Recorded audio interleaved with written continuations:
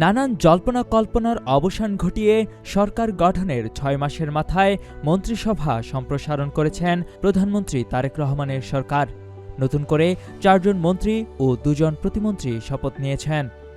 শুক্রবার সন্ধ্যায় বঙ্গভবনে নতুন রাষ্ট্রপতি মির্জা ফখরুল ইসলাম আলমগীরের শপথ অনুষ্ঠানের পরপরই নতুন মন্ত্রী প্রতিমন্ত্রীদের শপথ পড়ানো হয়।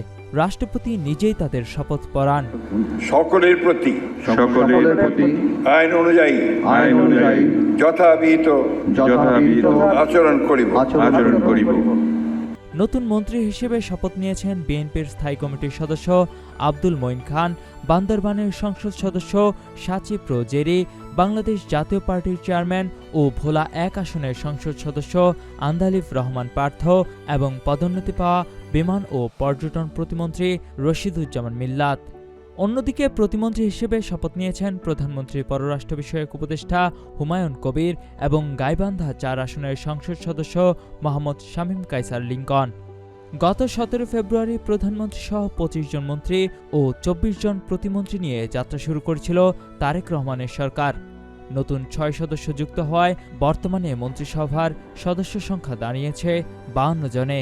এর বাইরে প্রধানমন্ত্রীর ১০ জন উপদেষ্টা রয়েছেন, যাদের ৫ জন মন্ত্রী এবং ৫ জন প্রতিমন্ত্রীর মর্যাদায় দায়িত্ব পালন করছেন। কুমিল্লার কাগজ, নিউজ ডেস্ক।